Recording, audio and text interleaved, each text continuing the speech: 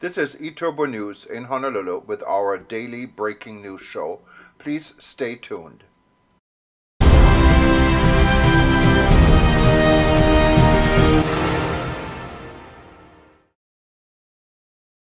Welcome from Nepal. We have with us in the studio today Robin Boosted. He's a researcher with a particular emphasis on the tourism industry. He's also the founder of the Great Himalayan Trail, and he recently conducted some interesting research on something he calls regenerative tourism and the impacts of tourism in places like the High Himalaya Range. Welcome to our studio. Scott, pleasure. So tell me a little bit about yourself. Okay, I don't think we have enough time to go through all of it, so I'll try and just pick out the bits I like most. I fell in love with the Himalaya 30 years ago, and I've been here as regularly as I possibly can be, to the point of now living here, being based here for the last 15, 16 years. I started off in tourism, but I also work in agriculture and ICT, information technology. And all of what I try to do has a sustainable kick to it somewhere. It's something that I was always interested in as a kid. I went off and worked for Greenpeace International for 4 years as a volunteer after university. And that's always been something that I felt was an important aspect of how we should be trying to live as well as we can on this planet. Great. And I know, what caught my attention, the reason I wanted to have you here today, sometime back on social media, you posted this trailer for a video. And it was the trailer was all about research you were doing with people in villages living up in the high Himalayan area. And what struck me was at the end of the video, you're talking about how you would expect, with the increase in tourism and the increase in money and improved economy in some of these areas, that people would be feeling happy, people would be feeling very good about it. But the final words of your video are kind of chilling, or of the trailer, because they say, but that's not what they say. And that really grabbed my attention. Because I think there's a built-in assumption that if tourism comes to a community that didn't have it, that suddenly there's going to be wealth and money flowing to the community, and that should automatically improve things for everybody. But this isn't what your research is finding out, is it? To ask communities to really try and identify how they would like to have a relationship with tourism. Walking adventure tourism here, we're going to be doing surveys.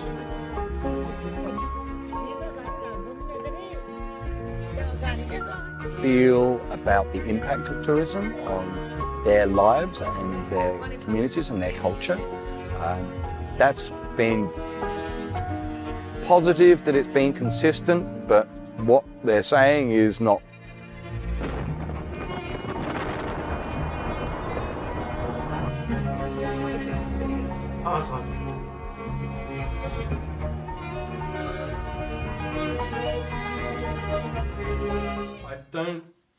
I'm kind of surprised that people are surprised that it isn't working out the way that they thought it was working out. Tourism is essentially, for most of the world, an extractive industry. It goes to locations and it takes out from that location what it can to provide happiness, satisfaction, enjoyment, whatever it is to visitors. And it does it in an exploitative way, in that you will use the natural resources or the human resources of the destination in a way to make the most amount of money. That's not necessarily for the locals, it's for the business operator that's handling the clients.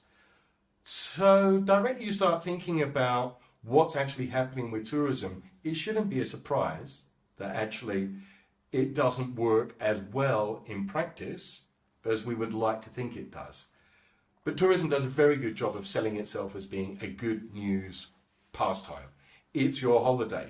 You don't want to think that your holiday isn't good news for somebody else. And that really was the question we were trying to ask. Is there a way of trying to work out if your holiday is good news for the locals? And that isn't just, Are you making a bit of money? Can you send your kids to school? Can you buy this? Can you do that? It's to look at the whole system and ask, is it actually working better for you doing this, or is it causing problems? And in somewhere like the Solukhumbu, the Everest region of Nepal, that has 7,000, just over 7,000 residents and up to 60,000 visitors a year, you have all of the classic scenarios of what you might call over-tourism and exploitative tourism. So it was an obvious place to go and ask this question, and that meant that we needed to have a very solid, robust framework to ask it. So that was the premise, that was the idea. Then I went and had a look at what people are doing in the world of social impacts of tourism, and it's all over the place. There are multiple theories, there are multiple papers written that you need to do it this way or that way, and this way is the wrong way, and I couldn't help feeling that it was almost like a dance of shadows. No one really wanted to get to grips with the social impacts of tourism. So I spent 2020 doing exactly that, going through all of the research that's been done around the world over the last 20, 30 years, put it all together, realize that there are in fact some commonalities, there's some common threads, there are some things that are a bit out there as well, but how to put it all together into a system that you could have a social worker go into a community with a inquiring, questioning technique, okay? And rather than participatory questioning, which is just you ask a question and I respond, it uses emancipatory questioning. So the idea is that by answering the question, you work out something in your answer that's going to help change your day tomorrow. So emancipatory questioning with a social worker and a very strong theoretical framework. We took this up to the Khumbu and we spent 3 weeks walking around, talking to pretty well every community. We ended up talking to more than 40% of the population, which is by far the largest survey that's happened in the Khumbu for social impacts. And it was surprising that what we were being told was so consistent, but what we were being told was deeply concerning.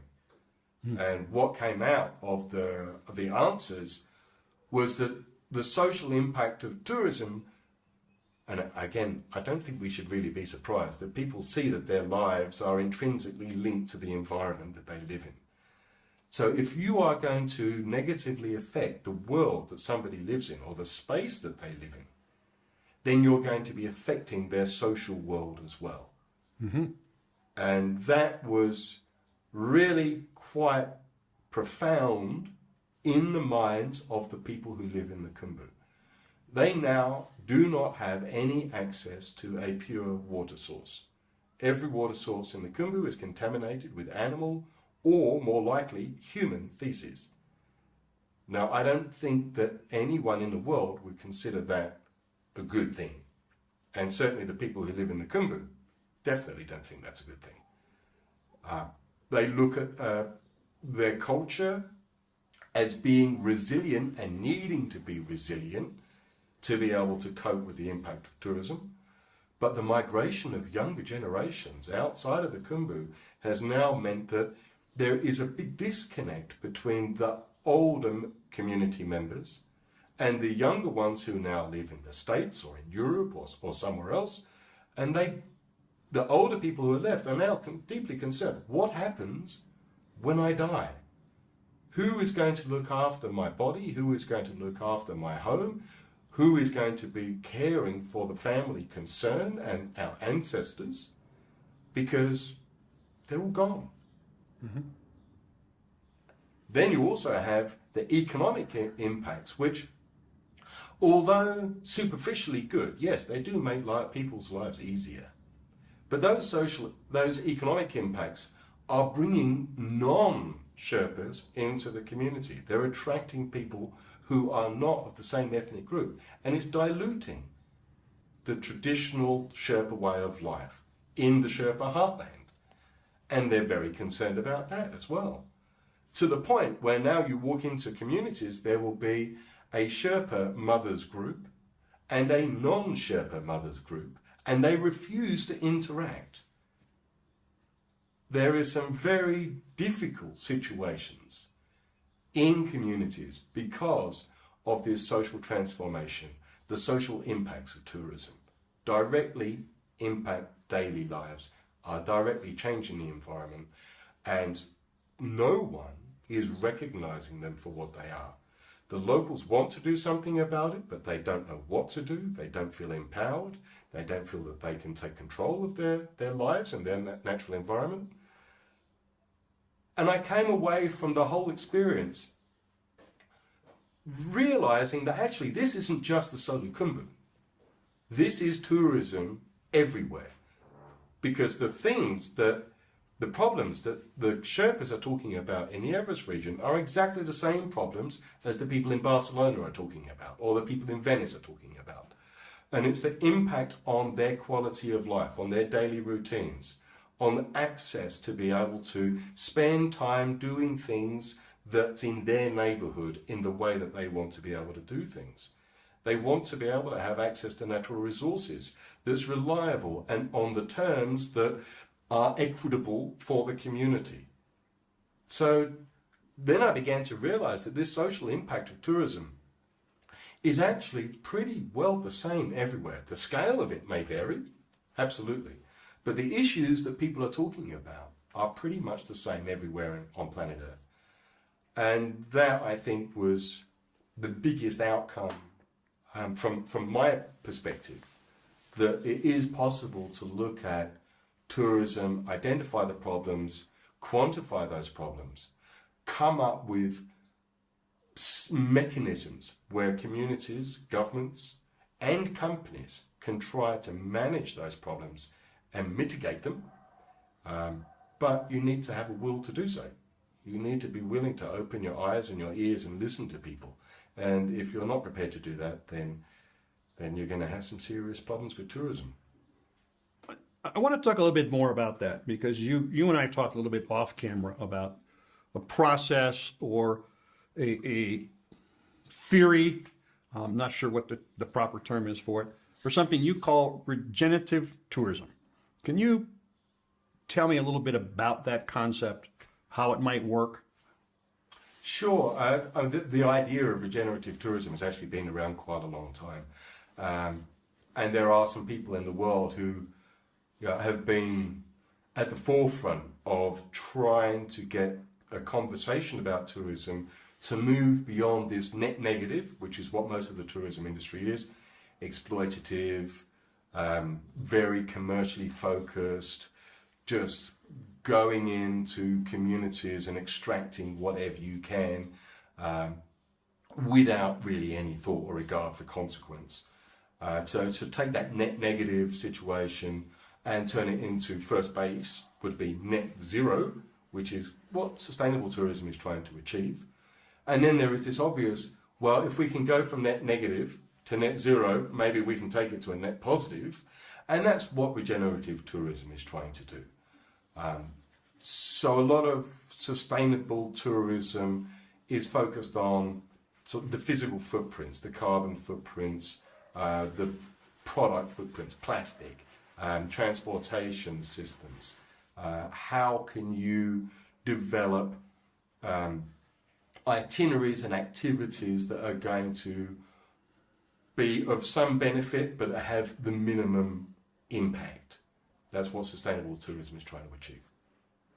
Regenerative tourism takes that conversation and says, okay, maybe we should be co-creating the product with the communities or with the national park management system and working out how best you can create a relationship between tourists, tourism companies and communities to everyone come out of it better off, not just financially, but the environment is better off.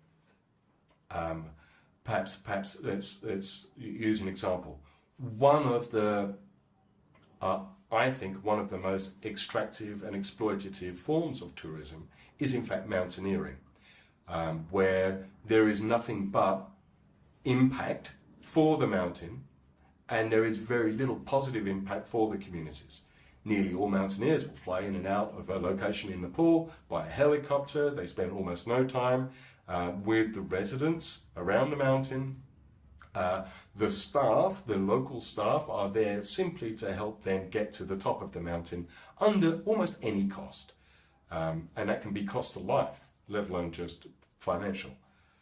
So here's a bunch of people that in theory you would think the mountaineers would care about the natural world and would care about national parks and access to the great outdoors and the opportunity to further the sense of human spirit and getting to the top of mountains. But the actual reality is that it's driving an industry that just leaves rubbish all over the place and hasn't really contributed anything to the communities other than some financial payoff. So how could we take mountaineering to become a net positive? Well, I think this is the journey that the Sherpas and the people who work on the mountain are now trying to go down. They're trying to take ownership of their own natural asset, which is a great start. And every community that has tourism should begin by doing exactly that. Create a charter, create some form of communal agreement about how you want to have a relationship with tourism. And I think that the Sherpas on climbing Mount Everest should be the very first ones to sit down and say, this is how we want to have a relationship with mountaineering. It's in our best interest. We don't want to die. We want to be safe. We want to be paid well. We want to come back and spend time with our families after the season without frostbite and without problems. So I think that's a great stepping stone to become regenerative. You first have to have that local dialogue. And with that dialogue, you're going to start identifying issues, problems, potential solutions, and a pathway forward. To what extent you can facilitate that, well, that depends on political will. Because any community can actually take control of its own resources. Do they feel empowered to do so? Do they have the resources to do so? That is very, very much a case by case, often driven by perhaps a strong personality in a village or in a community who wants to do it, where in other places they don't have that strong personality. And there is always this issue of ethics and equity within communities anyway. So you really do need to see the government or tourism boards to take a more guiding, more proactive guiding role to be able to get towards regeneration. Because if you want this net positive, if you want everyone that's involved in tourism to be benefiting and contributing in a positive way to the outcome of what tourism is, you do need to have some rules and regulations. You do need to have some way of saying this is acceptable and this is not acceptable. And for something like mountaineering, I think that's happening. I think that we're going to go down that path, and I think that it's going to be a very difficult path over the next 5 to 10 years for the mountaineering industry to be able to get its head out of the sand and start seeing the world for what it really is. And hopefully we'll end up with a more positive, more productive industry at the end of the day. When you were going through these villages, I know a lot of people told you problems they were experiencing as a result of the impact of tourism. Were people coming up also with solutions? Did they have local community ideas about how they might go about solving some of these problems? Yeah, absolutely. And this is the point of emancipatory action research. So when you go and do a survey, you ask a whole bunch of questions. You hope those questions are relevant and poignant and starts the juices flowing. Hey, oh yeah, look, we haven't talked about this, and that's an issue. And actually the interviews, especially the group interviews, would become very emotional. there was a lot of bottled up anxiety and frustration inside of people. That could be inter-community, intra-community, just within individuals. So in going through the process of asking the questions, you're already bringing out the opportunity to confront challenges that lie in front of people. And maybe they feel that they do not have the resources or they do not have the opportunity to be able to confront that opportunity. But by raising it together, then somebody else might say, well, I feel like that as well, and I think this, and I think that. And the conversation actually begins about the different perspectives looking at that problem and the potential solutions. So at the end of the survey, we would say, okay, please can you, as a community, identify as many major problems as you can. Maybe it's 1, maybe it's 3, maybe it's 10. Can you go through and just identify them? Now, can we prioritize the 3 most important? Can you decide between you which ones you think are the most important? And do you have any ideas about how you could go about dealing with these problems? And every single time, every single problem, there would be a potential pathway to a solution that the community would come together on. There is strength in numbers, there is confidence in numbers. And most of the time, people don't come up with solutions because they feel isolated. They feel that they're the only ones that see the problem for what it is, and that therefore they don't have the resources or they don't have the courage to be able to tackle that problem themselves. When you bring the community together and they discuss it openly, they realize that everyone else actually sees the same problem, and that there are ideas for being able to do something about solving that problem. So yeah, emancipatory action research, I'm very much a big fan of it. I think it's a little bit ludicrous to go into communities with a bunch of questions and just get your answers and then turn around and walk away and having had no further impact within that community than just some participation. But that's been the modality for most social impact survey research over the last 30 years. So I really don't think that there has been any case of using emancipatory action research in social impacts of tourism before. I think we were the first ones to do it. And I would love to see more people doing it, really. It's such a powerful exercise. And that provides a good segue for me into the fact that in addition to doing researching and going out to communities and conducting this kind of research, you also work with companies and tourist organizations and governments, perhaps, in coming up with ways to design effective research tools, and then from those effective research tools begin to create a regenerative model of tourism to head down that path. Where can people find out more about that? Okay, well, the social impact of tourism is all online. It's all available through the Great Himalaya Trail website. Can I get you to give that URL real quick? GreatHimalayaTrail.com. Great Himalayan Trail. No, Great Himalaya. Himalaya. Trail. It's not of the Himalaya, it is the Himalaya. Trail.com. GreatHimalayaTrail.com. Okay. There are a number of, there's a new research paper coming out this year on the impacts of tourism and climate change in the Sagarmatha National Park.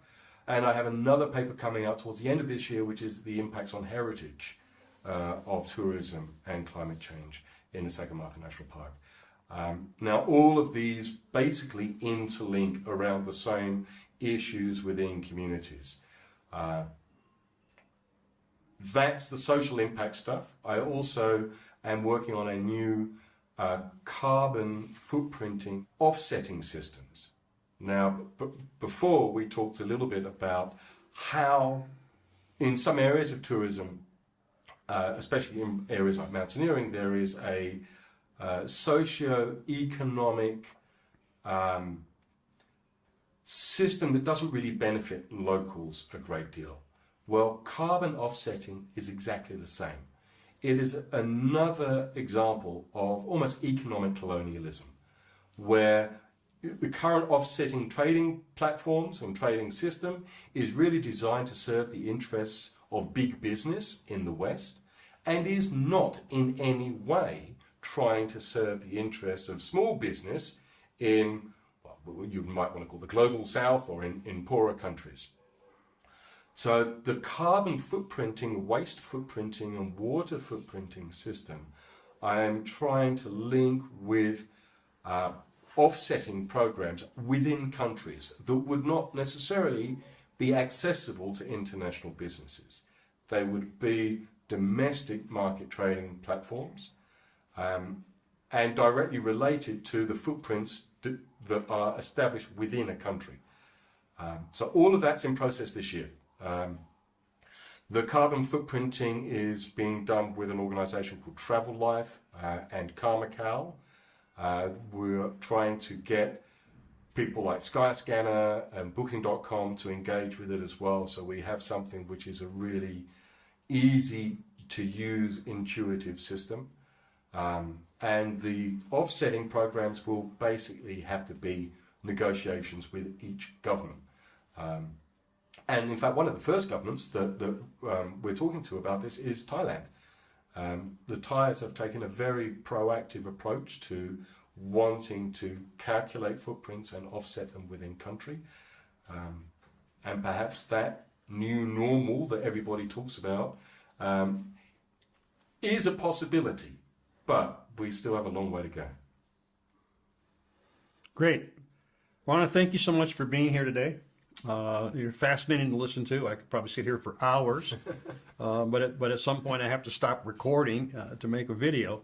And I think your contribution to understanding what some of the issues of tourism are and finding ways to begin to go down the path of change for that is to be applauded. It's fantastic. I hope you all have enjoyed our time here today, and namaste from Nepal from both of us. Thank you, Scott. From Nepal to Ukraine, our Scream.travel campaign in cooperation with eTurbo News and the World Tourism Network is strong. Ivan Liptupa, our partner in Odessa, Ukraine, is sending these pictures from his backyard. These are the first attack by the Russian aggressor on his home city, Odessa. Да уж, вот там вот порт. Короче, жопа, мы видели 4 ракеты, как только что прилетело.